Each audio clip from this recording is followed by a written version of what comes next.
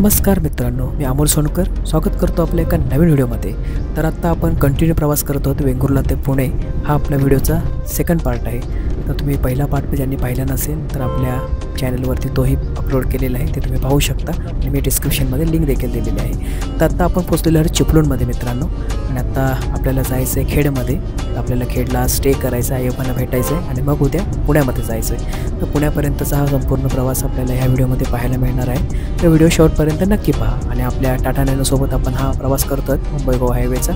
आणि आता चिपळूणला आलेलो आहोत आणि आता चिपळूणवरून आपण आता परशुराम घाटामध्ये जाऊन थोडा आपण रेस्ट करू।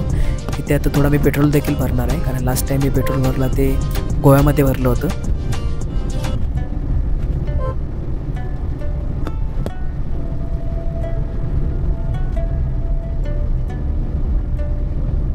तर इथे देखील फ्लायओव्हरचं काम बाकी आहे। एकदा इथे फ्लायओव्हर खालती पडला होता, स्लॅब कोसळला होता। तर आता आपण बहादूर शेख नाक्यावरती पोहोचत आहोत आणि इथून आता आपण परशुराम घाट देखील वरती चढणार आहोत। तर तिथे थोडंसं आपण 360 व्ह्यू देखील घेऊ, तर ते देखील तुम्ही तिथे पहा।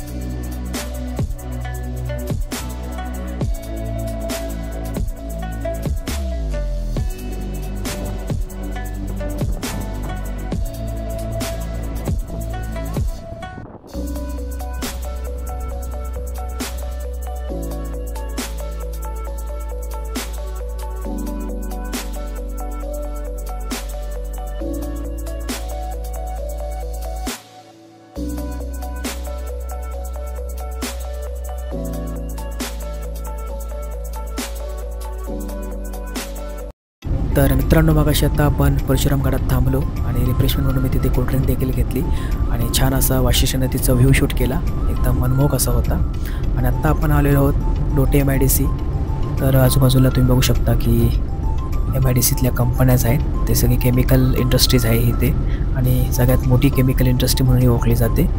तर आता आपण पुढे भोसले घाट उतरून खाली आपण जाणार आहोत खेडमध्ये।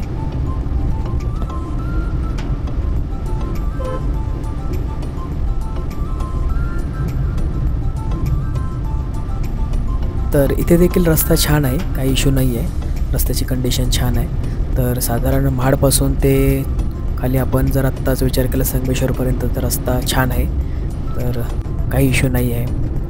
तर आता आपल्याला इथे एक टोल नाका देखील लागणार आहे, तर तो अजून काही सुरू नाही आहे। तर प्रत्येक टोल नाके अजून इथे पूर्ण रस्ता झाला नाही, त्यामुळं टोल घेत नाही आहेत, कारण कुठले घेणार तरी कुठल्या हेतूने, कारण रस्त्याचं कामच अजून अपूर्ण आहे। तर हा बघू शकता की इथे टोल नाका एक झालेला आहे।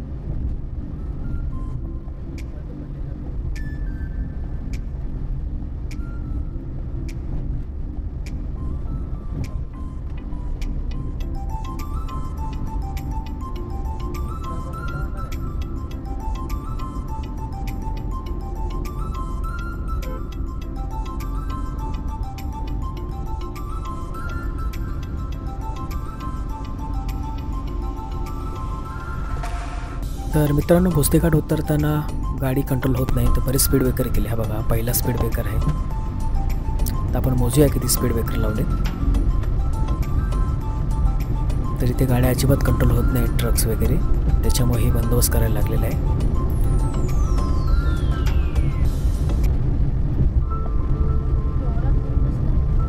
तर हा दुसरा स्पीड ब्रेकर, तिसरा स्पीड ब्रेकर, चौथा स्पीड ब्रेकर,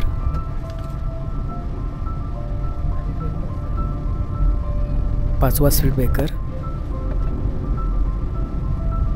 सहावा। या भोसले घाटातून इथून जगबुडी नदीचा व्ह्यू देखील इथून वरतून दिसतो, छान दिसतो इथून। आणि सातवा, सिनेरी पण खूप छान झाले घाटातून बघताना। आठवा,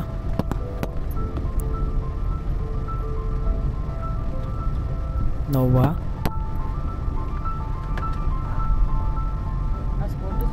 10वा,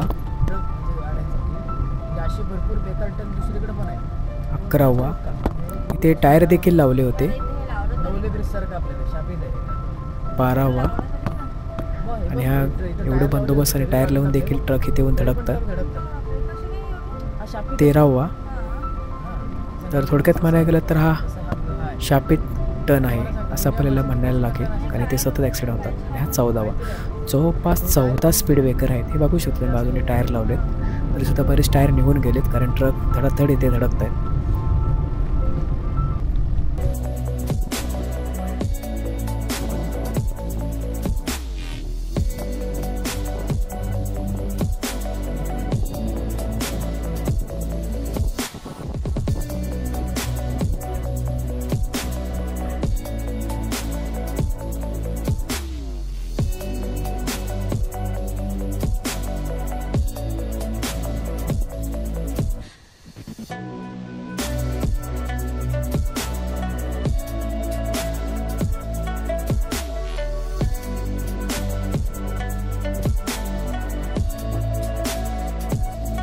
तर छानपैकी आपण भोसले घाटातून व्ह्यू शूट केल्यानंतर आत्ता आपण पोचलेलो आहोत भरणा नाक्यात. ह्या जगबुडी नदीवरचा ब्रिज क्रॉस केला आहे. हा सरळ रस्ता जातो आपला खाली मुंबईला. तर आपल्याला इथनं लेफ्टकडून सर्व्हिस रोडनी जायचं आहे भरणा नाक्यातून खेड मार्गे. तर आपल्याला आता एस टी डेपोजवळ आपल्याला घरी जायचं आहे. चला तर मग.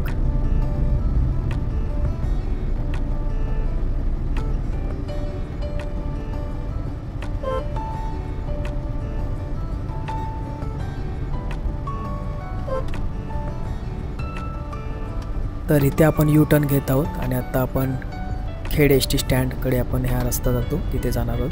तर आपल्याला इथे महाड नाक्याच्या अलीकडे शिवनेरी नगर इथून आपल्याला आपल्या घरी जायचं आहे.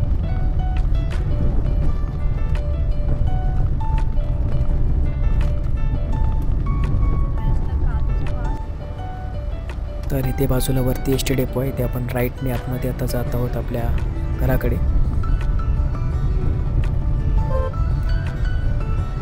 चला आता इथे कोण फार येत नाही, पण गाडी अशी मध्येच लावून ठेवले. थोडं आपण जरा हॉर्न देऊन वेटिंग करू. चला तर काय जायचं तयारी दिसत नाही, तर आता आपण बाजूने काढू. आपल्याकडे तेवढा वेळ नाही आहे आणि आता 6:15 झाले जवळपास. तर आम्ही इथे घरी पोचलो आहे कारण बराच वेळ गेला. जेवणामध्ये पण आमचा बराच टाईम तिथे गेला, 1.5 तास. आणि ट्रॅफिकमध्ये पण आणि रस्त्याची कंडिशन इतकी काही छान नाही आहे, त्याच्यामुळे बराचसा वेळ गेला. तर परशुराम घाटात आणि भोसले घाटात थोडं थांबून सिनेरी देखील शूट केली. तिथे देखील मी थोडासा वेळ स्पेंड केला, पण खूप छान वाटलं वरतून व्ह्यू दृश्य बघायला. आणि ही जी शेजारची बिल्डिंग आहे त्याच्या बॅकसाईडची बिल्डिंग आहे आमची, तिथे आमचे आई बाबा असतात. आता मी माझ्या घरी जात आहे. आता आम्ही फायनली घरी पोचलो सेफली. तर मित्रांनो आम्ही घरी पोचलो आणि आईबाबांना भेटलो. आत्ता थोडंसं आम्ही मार्केटमध्ये चाललो, तर आमचे बाबासुद्धा आमच्यासोबत आहेत. तर आम्ही ते खाली मार्केटमध्ये जाऊन थोडे आम्हाला सुकी मासे देखील घ्यायचे आणि काही मसाले आणि कोकणातील काही असे घरगुती लागणारे वस्तू देखील आम्हाला घ्यायचे आहेत. तर आम्ही खाली मेन मार्केटमध्ये जात आहोत. आता आम्ही एस टी स्टँडच्या परिसरात आलेलो आहोत. आता समोर एक नवीन बिल्डिंग तयार झाली आहे, त्याच्या बॅकसाईडला एस टी स्टँड आहे खेडचं. तर आत्ता आम्ही मार्केटमध्ये आलो आहे, थोडी शॉपिंग करू.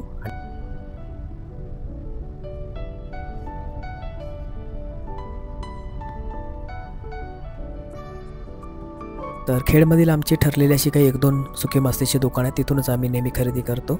लास्ट टाईम एकदा मी माणगावच्या इथून देखील एस टी स्टँडच्या बाजूने मार्केटमध्ये खरेदी केली. तर त्याच्या टेस्ट ही कंपेअर केली तर खेडची ह्या सुकी मासळीची टेस्ट खूप त्यापेक्षा खूप छान आहे.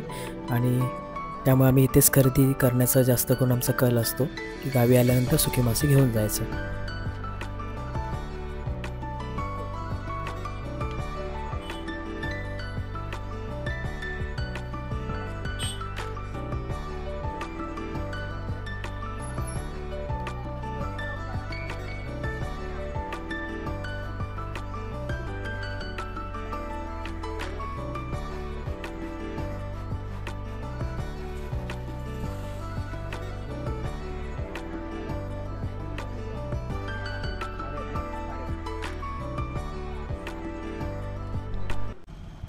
शुभ सकाळ मित्रांनो. आत्ता आम्ही पुन्हा प्रवास करत आहोत पुण्यामध्ये जाण्यासाठी. फायनली पुण्यात आज पोचणार आहोत आणि बघू शकता मागे आम्ही आमचं संपूर्ण लगेज मागच्या साईडलाच ठेवले. मागे थोडी डिक्की पण आहे, पण मागे इंजिन असतो आणि आत्ताच तसे मागे कोणच बसलेलं नाही आहे, त्यामुळे आम्ही संपूर्ण आमचं सामान मागे सगळं सेट केलेलं आहे.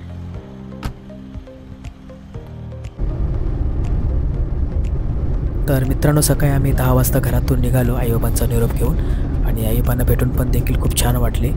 आणि आता लवकर कधी आमची फेरी होईल वाटत नाही आहे गणपतीशिवाय. तर आता येता म्हटलं घरी पण भेटून देऊ.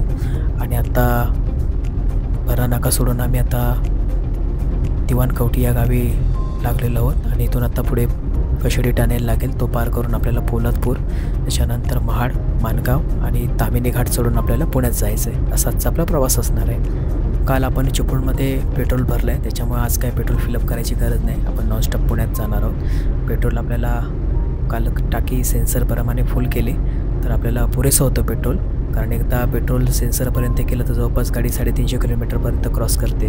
तर ॲव्हरेज पण चांगला भेटतो चांगला रस्ता असल्यावरती.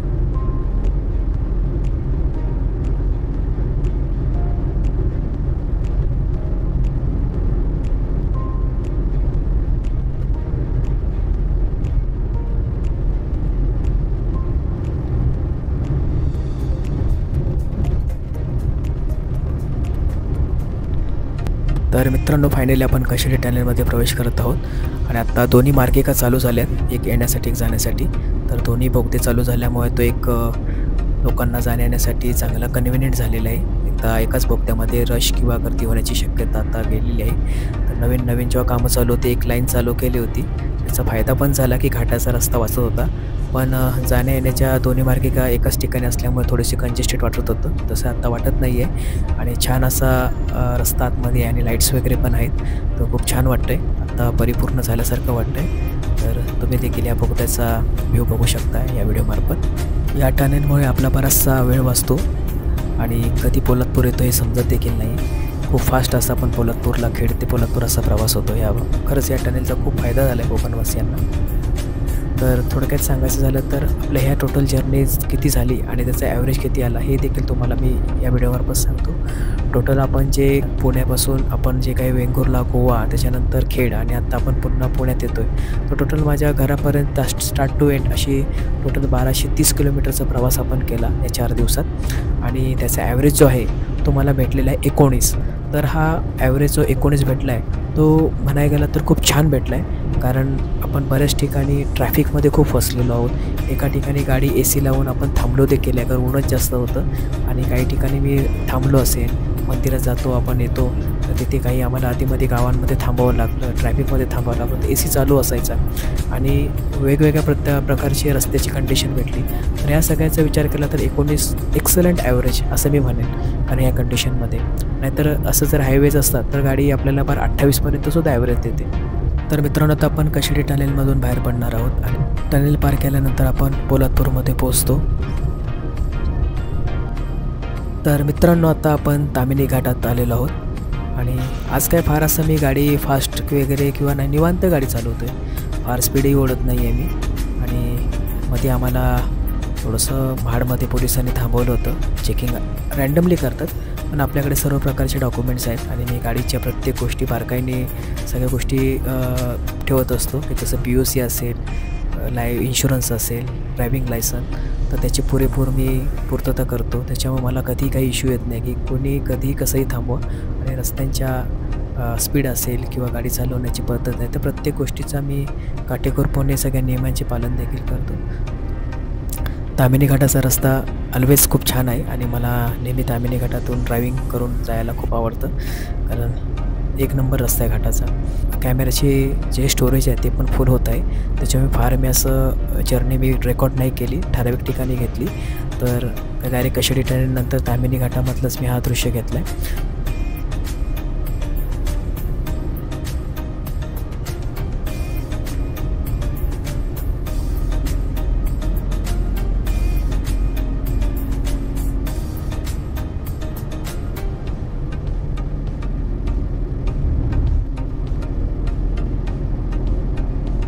तर मित्रांनो, आपण सकाळी 10 वाजता निघालो आणि जवळपास आम्ही 2:30 वाजता घरी पोचलो.